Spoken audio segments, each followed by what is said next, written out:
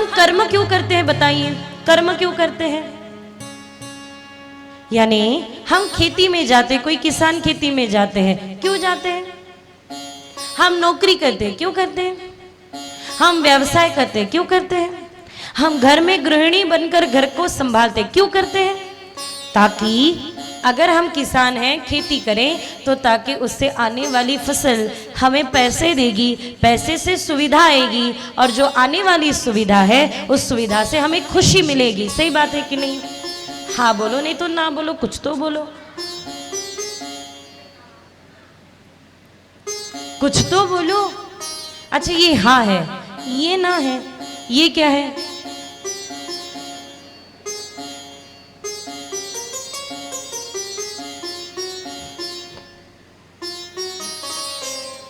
हम कर्म इसलिए करते हैं कि ताकि उस कर्म से होने वाले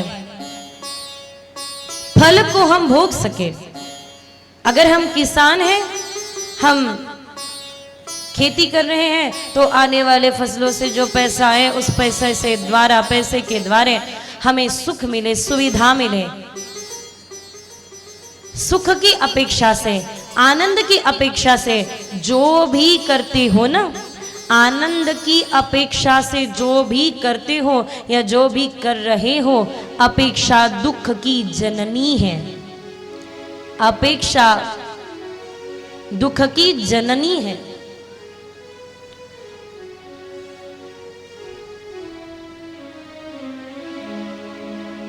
अगर कुछ मिलने के बाद हम खुश हो जाए, आनंद हो जाए, ऐसा भाव हम रखते हैं तो वह अकर्म है, अकर्म है।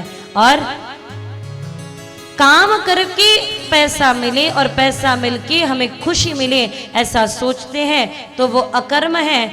और खुश होके अगर हम कर्म कर रहे तो वो कर्म योग है। तो इसलिए खुश होकर कर्म करें, ना कि खुशी पाने के लिए, खुश होकर कर्म। मुझे एक दिन बड़ी ही अचंभित करने वाली बात ये थी कि भगवान ने तो कह दिया कर्म आप करो, उसका फल हम देंगे, कर्मण्येवाधिकारस्ते मां फलेषु कदाचन। तो आप ही बताओ, कोई एक जीव छोटा सा, ऐसा ही हुआ कुछ दिन पहले, एक मंदिर में हम गए, एक छोटा सा प्राणी, एक छोटा सा कीड़ा वह उस दिए के इधर इर्द गिर्द घूम रहा था, और अनायास इस दिए की उसको थोड़ी सी आस लगी, शायद हो उसका पैर जल गया। और कथा जब प्रारंभ हुई, मंगलाचरण होने तक मेरे मन में एक ही चल रहा था कि उसको कितनी वेदना हो रही होगी ना, कितनी वेदना हो रही होगी। तो मैंने सोचा कि क्या मैं कमजोर तो नहीं हो रही? एक जीव के बारे में, एक छोटे से छोटे जीव के बारे में मैं कितना सोच रही हूँ, तो क्या मैं कमजोर तो नहीं हो रही? और तब एक अंतर आत्मा की आवाज आई। वो आवाज ऐसी थी कि आध्यात्म व्यक्ति को कमजोर नहीं करता, आध्यात्म व्यक्ति को बाहर से मजबूत बनाता है और हृदय से कोमल बनाता है, हृदय से कोमल बनाता है, ताकि छोटे से छोटे जीव के प्रति भी मन में हिंसा नहीं आती। आप ही बताओ, कोई एक जीव पानी में गिरकर मरी नहीं, इसलिए मैंने उठाया और उसको फेंका, और गलती से वह अग्नि में जाके गिरा और अग्नि में जाकर वह जल गया, मर गया। तो मैंने कौन सा कर्म किया? इस कर्म पर लेबल कौन लगाए? अच्छा है बुरा है, कर्म पर लेबल कौन लगाए? मेरी तो इच्छा ये थी वो पानी में गिरकर मरी नहीं, तो मैंने उठाया और बाजू में डाला है, पर अग्नि में गिरकर वह मर गया। कौन बताएगा ये अच्छा कर्म है कि बुरा कर्म है? कर्म से तो हम भाग नहीं सकते। शंकराचार्य कहते हैं, निमिष हम जब अपनी इस पलकों को उठाते हैं और मिटाते हैं,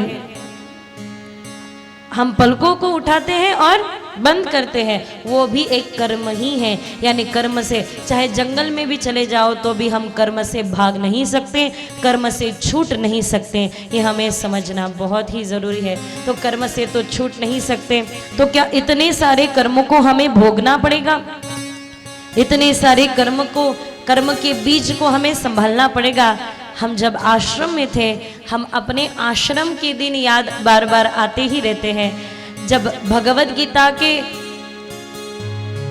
अंतिम अध्याय के 6 श्लोक को पढ़ रहे थे तो उसमें इसका आंसर मुझे मिल गया। वो प्रश्न, जिस प्रश्न का आंसर मुझे उस अद्भुत भगवत गीता ने दिया है वो ऐसा है कि हम कर्म के फल से भाग नहीं सकते।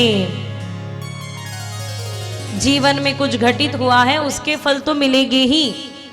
अग्नि पर पैर गिरा है उसको ऐसा नहीं कह सकते सॉरी हाँ गलती से हुआ, वो तो उसका काम करेगी, दाह करना है उसका काम वो तो करेगी। तो कर्म के फल से हम भाग नहीं सकते। हाँ, आगे के श्लोक में वर्णन किया है अगर हम कर्म के फल से भाग नहीं सकते तो हर एक कर्म का त्याग कर दो, हर एक कर्म का त्याग करो। यानी रात को सोने से पहले बैठो और बैठकर दिन भर के अपने जीवन को जरा देखो, अपने जीवन के लेखा जोखा जो भी बुक है वो निकालो और देखो, और दिन भर में जितने भी बुरे कर्म किए हैं उस बुरे कर्म को समर्पित कर दो। हे प्रभु, मैं बुरे कर्म को समर्पित करता हूँ कि आगे चलकर ऐसे बुरे कर्म, ऐसी गलती मेरे हाथों से कभी भी ना हो, और जो भी अच्छे कर्म किए हैं वो भी भगवान को समर्पित कर दो ताकि जो अच्छे कर्म किए हैं उसका अहंकार मुझे ना लगे, इसका अहंकार मुझे ना हो। तो बुरे कर्म कर समर्पित कर दो ताकि दोष ना लगे, और अच्छे कर्म भी समर्पित कर दो ताकि हमें अहंकार ना हो। किसी भक्त ने कहा प्रभु सेवा मुझे तूने दी, तेरी ही सेवा करने की प्रेरणा दी, मैंने तेरी सेवा कर भी ली और सेवा को समर्पित भी कर दिया। मैंने सेवा को समर्पित तो किया है लेकिन वो सेवा करते करते जो मिठास मैंने पाई है चाह कर भी उस मिठास को और उस अनुभूति को मैं दे नहीं पा रहा हूँ गोविंद, मैं आपको वो दे नहीं सकता गोविंद, कर्म के द्वारा मिले हुए मिठास को। ऐसे ही कर्म के द्वारा मिले हुए दोष को समर्पित कर दो और कर्म की मिठास का आनंद लो। सही बात है कि नहीं?